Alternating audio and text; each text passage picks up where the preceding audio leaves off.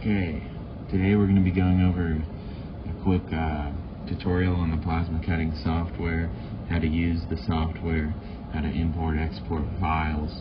We're going to go over how to zero the machine and prepare for the cut, and we'll also go over actually starting the cut. So to get started, first thing you guys need to know is bring in your Rhino files as Rhino 5. So if you're using a newer version, that's fine. Just export it as a Rhino 5 before you bring it to this computer. That is what we have on this computer. Please bring a Rhino file. That way if you need to edit anything on your DXF or your file, you can do so on Rhino. With that being said, we'll go ahead and get started here. I already have a file, a little sample here ready.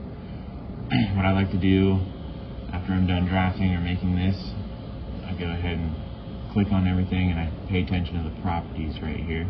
Make sure everything's closed. Okay.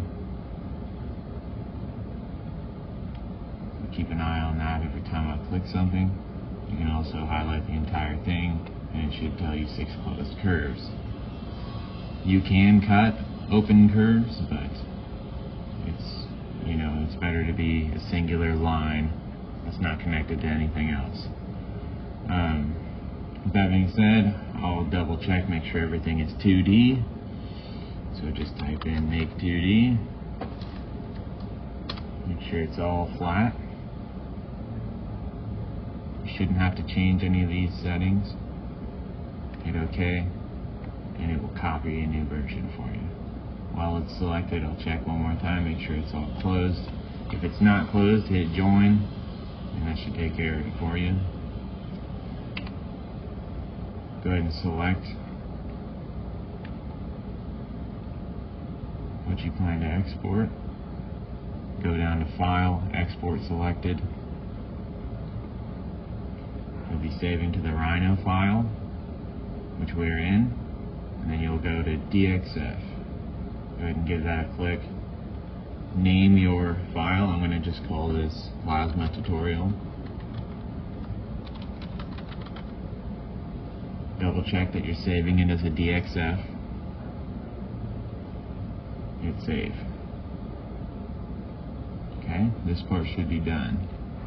Now we will open up the white Torchmate software right here.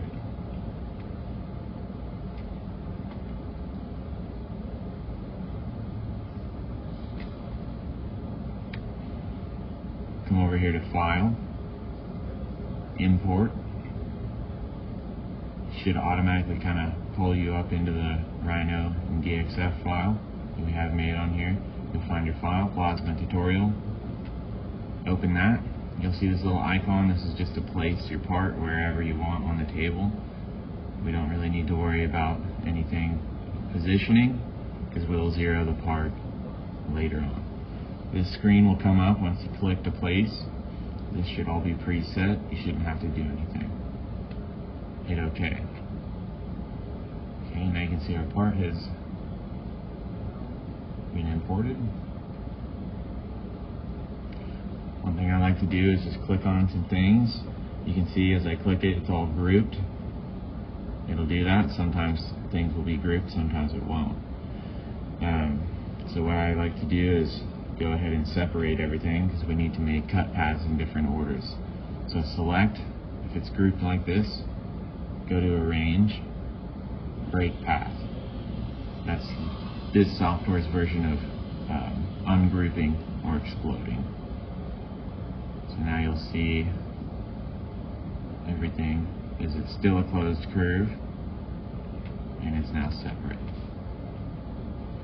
So an example of when we get into making cut paths, you'll need to know the difference between male and female cut paths. Anything that is a hole with a void that you intend to drop, if you intend to keep the outside, that would make this a female. If you intend to keep the inside of the cut, right here, that would make this a male piece. You always need to cut the inside females before you cut the male. So, with that being said, let's highlight everything on the inside. That way it cuts it first. Come over here to Machine, Create Toolpath, Female. You'll see a little screen pull up. This all should be preset. I always come over here to Lead In, Lead Out. All you need is Create Lead In. This does not need to be selected. We typically set it about an 1/8 inch. You also want to make sure that it creates the lead in at the middle of the longest segment. You can adjust this during certain circumstances, but typically this is the way to go. So once you've double checked everything, hit OK, and you'll see our nice lead ins. You should only see one per cut. So if you create a toolpath and you see 3 or 4 of these little tails, these little lead ins, and there's a problem that needs to be addressed, typically we can fix that pretty easy. But each cut should only have one lead in. Okay? Now that we have this, it'll cut this first. It'll still be attached to the sheet. So now we need to cut out our final profile. So we'll do this last, and we will select the border, come back up to Machine, Create Toolpath, Male. I like to come over here to Lead In, Lead Out, double check everything. Everything looks good. This doesn't have to be 1/4 of an inch. It can be anywhere from an 1/8 inch to 1/4, depending on what you want. Hit OK, and you'll see our nice little lead in, and this will be our final cut. So now that we have that done, our tool paths are made. So come over here to File, hit Export. You're just going to save over your existing file. That will be the last step for this software. Now we're going to come down here to our black Torchmate software, which is the actual controlling software. Go ahead and open that up. You will hit Connect. You need to make sure that the machine, that the cutting control boxes are on before you connect. So hit Connect. You'll see a safety agreement. You hit Agree. First thing I like to do when I open this software is come over here to Torch, select your tool. Number 1 plasma is what we always use, so go ahead and select that. Now you'll see these little options right here. Depending on the thickness of your metal will depend your pierce delay. So if you look under your mouse, there should be a chart, and today we'll be zeroing 20 gauge material. So I'm going to look underneath on my chart, and the pierce delay says 0.01. So if you need to change anything down here, you hit Edit, double click 0.01, Accept, and that should be all you have to do. You don't need to worry about anything here or here. The only thing you adjust is pierce delay. Okay. Now I'd like to bring in the file that we just created. So come over here to File, Import DXF. You'll see Plasma Tutorial. Go ahead and double click that DXF file. You'll see another screen pull up. All you need to do is save. If you already see it, if you've had to make some corrections and you have a file that already says Plasma Tutorial, go ahead and save over that. But if this is the first time you're bringing it into the software, you just go right here and hit Save. What this will do is it'll create the G-code file as soon as you import. So it's creating a file that will tell the machine exactly what to do, essentially.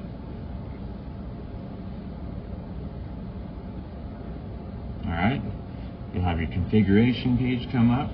This is another thing that you may have to do a few adjustments. Typically all we need to adjust is the feed rate over here on the top right.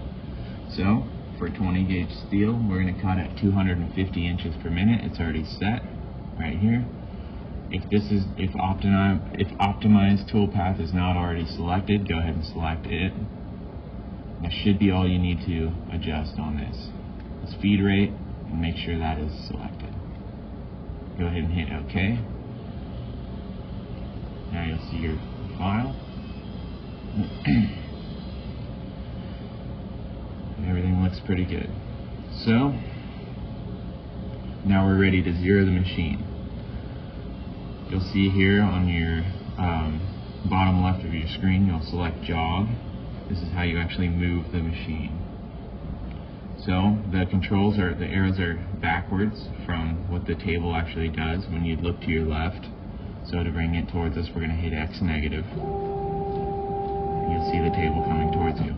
You'll see a drop box right here for the speed of jog, depending on what you're doing. If the table is all the way across, if the gantry is all the way across the table, I'll put it to fast to get it over here faster. When we're zeroing, we're going to zero to the bottom right of the material. Okay, so we'll be cutting off of that piece of material, so I'm going to go ahead and jog this over to the bottom right of that steel.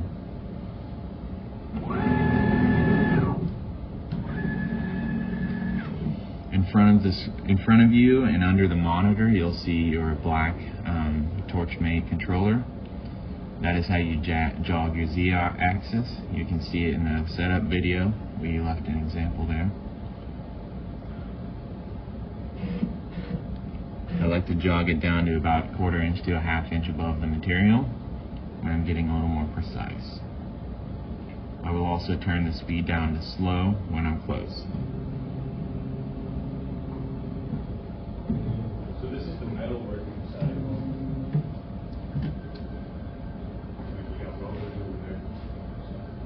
So I like to get about 1/4 inch off of each edge when I'm zeroing. I can see that's close enough. You'll want to weigh down your material. You'll want to make sure you strategically place the bottom right of each sheet onto a grate. That way it has enough support when it goes to pierce.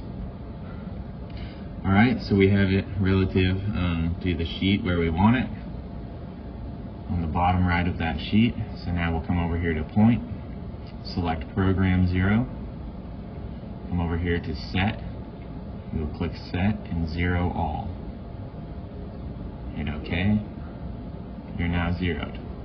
Now before you do anything else, I typically will jog around to make sure that what matches what happens on the screen matches what is going to happen on the material itself, to make sure that the material is the right size and it is confirmed 0. So I'll typically go ahead and make a box around by jogging. Typically do this in medium speed. You can see that blue line going across the screen, and at the same time you can see where the torch head is on the material itself. And I can already see a bit of an issue. As you can see right there, it's actually off the material. That's exactly why I just did that. If you do need to make an adjustment, come over here to point. Increase your feed rate to about 250. And then by selecting program 0 and hitting move, it will move it back to your original 0. Now from this point, I can jog farther onto the material if need be. And then you can go ahead and hit point, program 0, and 0 again. So we've re-zeroed. I'm going to jog and check it again.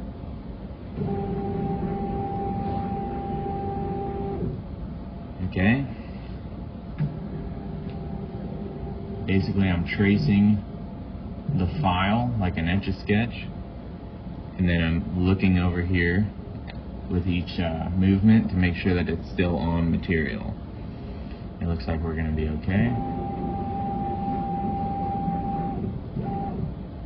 I typically go a little bit farther past. So now I've moved around the material, and I've confirmed by looking at the metal that we will be okay for this cut. So after you've confirmed everything, go ahead and come over here to point and move it back to 0. Okay. After that, we're ready to cut. So come over here to G-code on the controller in front of you under the monitor, the same one that you used to jog. the Z-axis. On the left, you will hold cut down until the cut on light comes on. You'll put on your glasses and you'll hit start.